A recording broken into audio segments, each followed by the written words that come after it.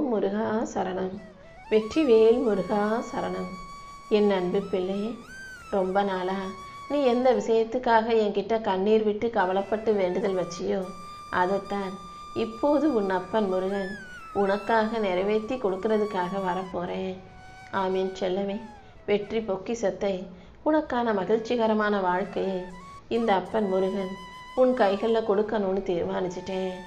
நாளைக்கே நீ சந்தோஷப்பட்டு மனநிறைவு கொண்டு மகிழ்ச்சி அடையும் விதமாக உனக்கான நல்லதை நடத்தி தரப்போகிறேன். இதுவரைக்கும் நடந்ததையெல்லாம் விட்டுடு. இனி எல்லாமே நீ எதிர்பார்த்தது போலவே நடக்கும்படி நான் செய்கிறேன் என் செல்லமே. என்ன நடந்தாலும் அமைதியாக இருக்கிறதுக்கு ஒரு மிகப்பெரிய திறமை வேண்டும். நீயும் உன்னை சுற்றி என்ன நடந்தாலும் உண்மையான எண்ணங்களோட அமைதியோட என் மேலே பாரத்தை போட்டு வாழ்க்கை வாழ தயாராகு. சந்தன மரத்தை எவ்வளவு சின்ன சின்ன துண்டுகளாக வெட்டினாலும் அதிலிருந்து நல்ல வாசனை வந்துக்கிட்டே தான் இருக்கும். அதே போல தான் உன் வாழ்க்கையில் எத்தனை பிரச்சனை வந்தாலும் என்ன கஷ்டம் வந்தாலுமே கூட உன் குணத்தை நீ மாற்றிக்க கூடாது என் செல்லமே. உன் வாழ்க்கையில் நடக்கிறது எல்லாமே தேவையில்லாமல் தள்ளி போகுது. ஏன் தான் நடக்க மாட்டேங்குதுன்னே தெரியலைன்னு யோசிக்கிறேன். தேவையில்லாமல் தள்ளி போகலை, தாமதமும் ஆகலை. எல்லாமே ஒரு காரணத்தோடு தான் நான் தாமதப்படுத்திக்கிட்டு இருக்கேன். கூடிய சீக்கிரம் அது உனக்கே புரிய வரும். வாழ்க்கையில் ரொம்ப அடிபட்டு கஷ்டப்பட்டு அனுபவப்பட்ட நீ இனி எல்லா இடத்திலும் அமைதியாக இருக்க கற்றுக்கோ. அமைதியாக இருந்து கூட நீ வாழ்க்கையை அழகாக ஜெயிச்சிட முடியும். ஒவ்வொரு மனிதனுக்கும் எப்படி அடிப்படை அறிவு அவசியமோ அதே போல் அடிப்படையான மனிதநேயமும் ஒவ்வொருவருக்கும் அவசியமாக தேவை. அடிப்படை அறிவு இருந்தால் தானே அடுத்தவங்கிட்ட எப்படி பேசுறது பழகிறதுன்னு தெரிய வரும். அதே போல தான் எல்லா உயிர்களிடமும் மனித நேயத்தோடு நீ நடந்துக்கோ. எப்பொழுதும் மனசுக்குள்ள அன்பை சுமந்து வாழ்க்கையை நீ அழகாக வாழும்போது உன் வாழ்க்கையில் மகிழ்ச்சிங்கிற மழை பெஞ்சிக்கிட்டே இருக்கும் அல்லவா. உன்னுடைய நல்ல எண்ணங்களுக்கு ஏற்றார் போல உனக்கான நல்லதை எல்லாம் இந்த அப்பன் முருகன் செஞ்சு கொடுக்குறேன். நீ எப்போதும் உன் எண்ணங்களை மட்டும் சரியாக சிறப்பாக வச்சுக்கோ. அடுத்தவங்க உன்னை கஷ்டப்படுத்தினாலும் அடுத்தவங்க உன் மனசு நோகும்படி பேசினாலும் கூட நீ ஒருபோதும் பேசாமல், உனக்கு அப்படி பேச வாய்ப்பு கிடைச்சாலும் அமைதியாக அவங்கள விட்டுட்டீனா அதுதான் பக்குவம். அப்படி எல்லா இடங்கள்லையும் பக்குவப்பட்ட பொறுமைசாலியாக நீ இருக்க கற்றுக்கோ. வீட்டில் இருக்க கடிகாரம் போடலைங்கிறதுக்காக நாளும் தேதியும் போடாமல் காலம் அப்படியே நின்றுடாது தானே.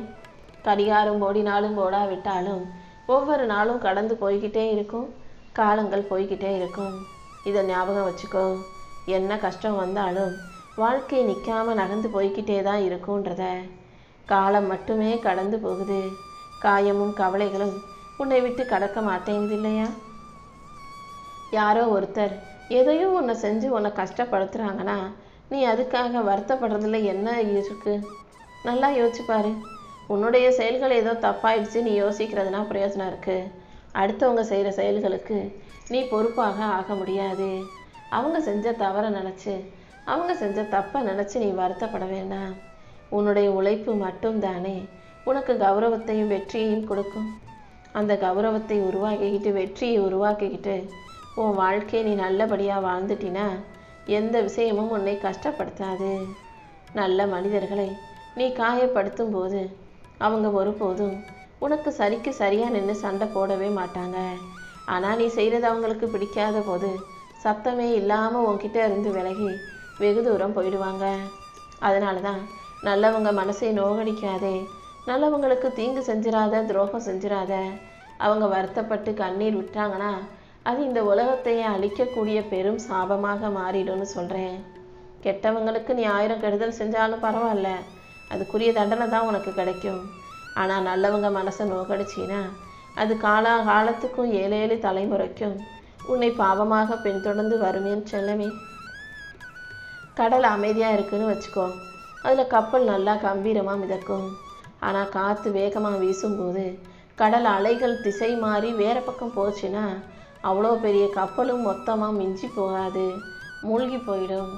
அதே போல தான் அந்த கடலை தான் உன் மனசு நினச்சிக்கோ. கடல் எப்போ அமைதியை இழக்கும் போதோ அப்போது கப்பல் மூழ்கி போகிற மாதிரி நீ மன அமைதியை இழந்தினா உன் வாழ்க்கை மூழ்கி போயிடும். மன அமைதியை உனக்குள்ளே தக்க வச்சுக்கோ. வாழ வேண்டிய காலத்துல எல்லாம் அடுத்தவங்களுக்காகவே அதையும் இதையும் செஞ்சு வாழ்ந்துட்டு அப்புறம் உனக்காக நீ வாழணும்னு நினைக்கும்போது உன் வாழ்க்கையில் எதுவுமே இருக்காது. ஒவ்வொரு நாளும் உனக்கு பிடிச்சதை செஞ்சு வாழ்க்கையை வாழ தயாராகு. அடுத்தவங்க நல்லது செய்கிறாங்களோ கெட்டது செய்கிறாங்களோ, நீ எப்போதும் நல்லதை மட்டும் செய்யக்கூடிய பிள்ளையாக, தெளிவான புத்திசாலியாக இரு. தனிமையில் இருக்கும்போது நீ உன்னை பற்றியும் உன் பலத்தை பற்றியும் பலவீனத்தை பற்றியும் தெளிவாக புரிஞ்சுக்க முடியும். வாழ்க்கையில் ஒவ்வொரு நாள் உனக்கு தனிமையாக சில நிமிஷங்கள் கிடைக்கும் போதும் நீ வாழ்க்கையை பற்றின புரிதலை உண்டாக்கிக்கோ என் செல்லமே. உன் வாழ்க்கையில் பிரச்சனைகள் வராமல் இருக்கணும்னா சில பேர்கிட்ட நீ பேசாத. சில பேர்கிட்ட என்ன செய்கிறீங்க ஏது செய்கிறீங்கன்னு கேள்வி கேட்காத. சில பேர் வேணும்னே உன் மனசை நோகடிக்கும் விதமாக கேட்கும் கேள்விகளுக்கும் நீ பதில் சொல்லவே வேண்டாம். உன் உடம்ப நீ நல்லா பார்த்துக்கிட்டினாலே உன் மனசு நல்லா இருக்கும். உன் மனசு நல்லா இருந்துச்சுன்னா இந்த உலகத்தின் கண்களுக்கு நீ அழகாக தெரிவாய். நீ அழகாக இருக்கும்போது நல்ல விஷயங்களும் நல்லவைகளும் உன்னை தேடி வரும். இப்போ புரியுதா? எல்லாமே உன் உடம்புலேருந்து உனக்குள்ளேருந்து தான் ஆரம்பிக்குது. முதல்ல உனக்கு முக்கியமான உடல் ஆரோக்கியத்தை தக்க வச்சுக்கோ. வேண்டாத குப்பைகள் வீட்டில் இருக்கக்கூடாதுன்னு எப்படி தூக்கி போடுவியோ அதே போல் உன் மனசில் இருக்க தேவையற்ற சிந்தனைகளையும் குப்பைகளாக நினச்சி தூக்கி போட்டுடு. எல்லா விஷயங்களையும் மனசுக்குள்ளே வச்சு நீ யோசிச்சுக்கிட்டே இருக்கிறதுனால என்ன மாறப்போகுது? எதையும் புரிஞ்சு நடந்துக்கோ. தன்னுடைய செயலும் தாம் பேசுகிற வார்த்தைகளும் மட்டுமே சரின்னு வாதாடுபவர்களுக்கு மத்தியில் நீ அமைதியை மட்டும் உனக்கான ஆயுதமாக வச்சுக்கிட்டினா போதும். என்ன நடந்தாலும் எது நடந்தாலும் நீ எதையும் பெருசாக நினச்சி கவலைப்படாத. இந்த உலகம் உன்னை ஆட்டி வைக்கும். நீ அடங்கி போயிடக்கூடாது. என்ன ஆடினாலும் என்ன ஆட்டம் காண வச்சாலும் கூட நீ தைரியமாக வாழ்க்கையை துணிச்சலாக வாழ தயாராகணும்.